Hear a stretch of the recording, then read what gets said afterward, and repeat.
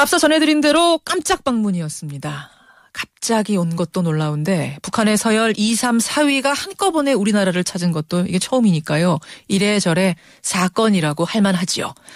더군다나 얼마 전에 유엔 총회에서 박근혜 대통령이 북한의 핵 포기와 인권 거론했을 때 북한 측에서는 대화는 꿈도 꾸지 말아라 이렇게 얘기를 했던 걸 생각하면 이번 방문은 더 이례적이고 파격적입니다.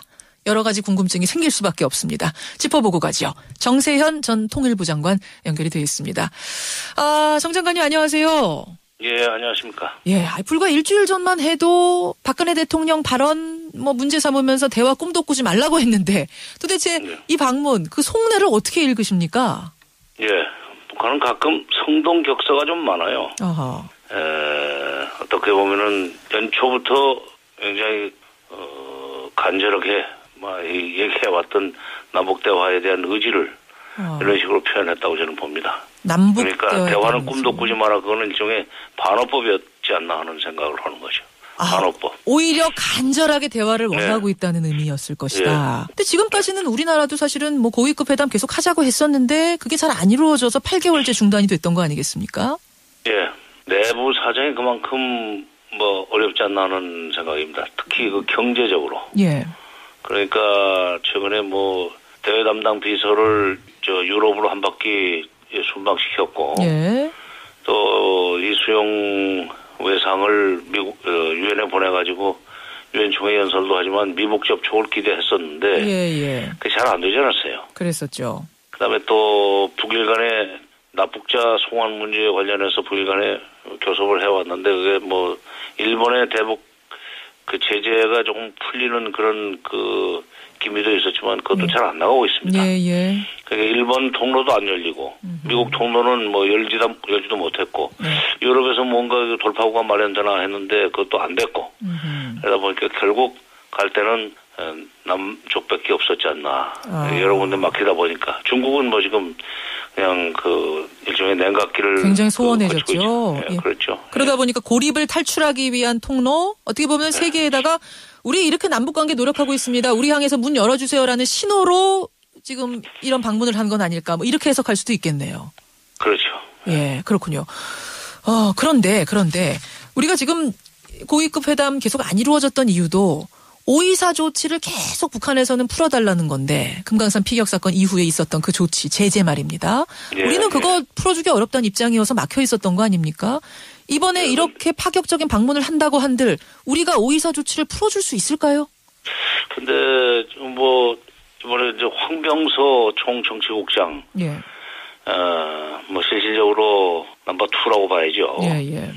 그 사람이 내려왔을 때 우리 쪽에 안보실장이 상대를 했단 말이죠. 이전까지 가가지고 그런 점에서 서로 만나가지고 웃고 얘기까지 해놓고 그쪽에서 요구하는 걸 갖다 일치에 안 들어준다는 것은 그건 또 도리가 아닙니다.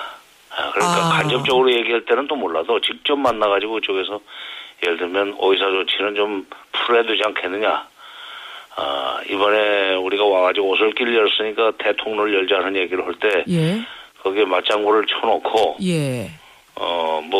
그 고위급 회담에서, 다시 또 옛날 얘기를 계속 한다는 것은 있을 수 없는 일이죠. 그런 점에서 아무 일도 없었던 것처럼 할 수는 없죠.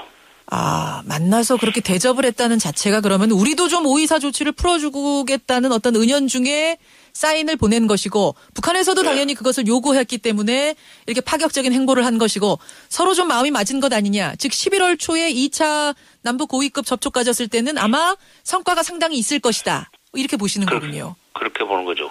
그러잖아. 이번에 박근혜 대통령도 만날 거라는 얘기들이 있었는데 결국 끝까지 안 됐어요. 이건 어떻게 보세요? 근데 저는 우리 쪽에 좀 필리버스터, 그러니까 시간 끌기가 좀 있었지 않나 하는 생각이 들어요. 12시에 만나가지고 무슨 티타임을 1시간 마시기로 합니까? 점심 식사를 해도 끝날 시간까지 차를 마셨다는 얘기는 안보실장이 올 때까지 뭔가 지금 그 시간을 끌어야 되는 상황이었었고 안보실장이 와서 이제 점심 오찬 회담을 했다고 그러지만 안보실장을 보내서 어떤 메시지를 줄 것이냐는 것을 결정을 못했기 때문에 그렇게 늦게 오찬을 시작했다고 봅니다. 박근혜 대통령이 그럼 적극적으로 만나지 않으려고 했던 건 이유가 뭘까요? 만나는 경우에 줘야 될 메시지를 정하지 못한 거죠. 정하지 못한 것이다. 답을 줘야 될 거 아닙니까? 그럼 앞서 말씀하신 524 조치 해제 부분에 대해서 결국은 결정을 아직 못했기 때문이다. 이렇게 볼 수도 있겠네요. 그렇게 봐야죠. 그러니까 이제 앞으로 그 11월 초까지 예. 남북 간에 주거니 받거니 하는 무슨 그 간접 대화가 됐건 예. 직접적인 물밑 접촉이 됐건 뭐가 있을 겁니다. 아하. 그 경과를 봐서 그때 가서 결정할 일이다라고 이렇게 미뤄놨다고 저는 봐요. 아니나 다를까 6.1제 통일부 장관이 무슨 말을 했냐면 북측 대표단이 여러 차례 파격적인 사건이 있어야 막혀있는 남북관계를 풀 수 있다라고 이렇게 말을 했다라고 전했어요. 통일부 장관이. 네, 결국은 그러면은 이 파격적인 사건이라는 것이 박근혜 대통령이 뭐랄까요 정상회담까지 가는 그러니까 이 524 조치 해제를 통 크게 약속하는 그 정도 단계까지 가야 남북관계 풀릴 수 있다 뭐 이런 말로 해석이 되겠습니까? 그렇죠. 파격적인 사건이라는 것은 뭐 524 조치 해제 정도는 아니고 아하. 의미상으로 예. 파격적인 사건이라는 것은 정상회담을 의미하지 않나는 생각입니다. 그리고 또 황병서 총정치국장이 우리가 오솔길 열었으니까 앞으로 대통로까지 열어나가자는 얘기를 하지 않았어요? 예예. 저쪽에 서열 2위가 온 것이 오솔길이라면 예. 파격적인 사건은 당연히 정상회담을 의미하는 거죠. 대통로는 결국은 박근혜 대통령과 그렇죠. 김정은 위원장의 정상회담을 염두에 둔 발언일 것이다. 네, 그렇죠. 그러려면은 예. 그 전에 524 조치 같은 것이 해석돼가지고 정상회담까지 갈 수 있는 도로 공사를 해야 될 거 아닙니까? 그러니까 지금 오솔길인데 이제 차관급에서 신장로를 만들고 예. 그것을 더 이제 키워나가는 것이 정상회담이죠. 11월 초에 2차 남북 고위급 회담에서 524 조치 해제해달라. 그리고 나서 대통로 열자. 파격적인 그렇죠. 사건 남북 정상회담 우리 한번 이뤄내보자. 이렇게 연결이 예. 되는 거군요. 메시지가. 예. 예. 우리가 어떻게 대응할 것 같습니까? 그 지금 북한의 은유적인 요청들 받아들일까요? 저쪽은 적극적인데. 예. 우리는 조금 깐깐하게 할 것 같습니다. 깐깐하게 할 것 같다. 사실은 북한의 요구를 지금 우리가 다 들어줘야 하는 어떤 뭐 이해득실이라고 표현하면 좀 그렇긴 합니다만 계산서를 다 돌려봤을 때 그렇게 우리가 급박한 상황은 아니라는 판단을 하고 있는 건가요? 그렇죠. 저쪽은 급한데 예. 우리는 느긋하죠. 그래서 뭐 핵 문제도 걸어놨고 지금 유엔 총회에서까지 예. 또 인권 문제까지 새로 좀 걸어놨단 말이에요.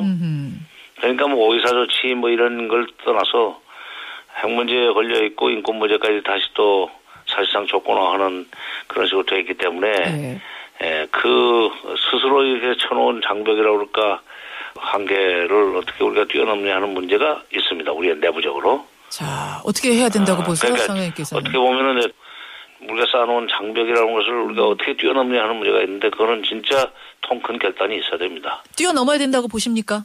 넘으면은 남북관계가 앞으로 임기 5년 뭐 한 3년 몇 개월 남았는데 예.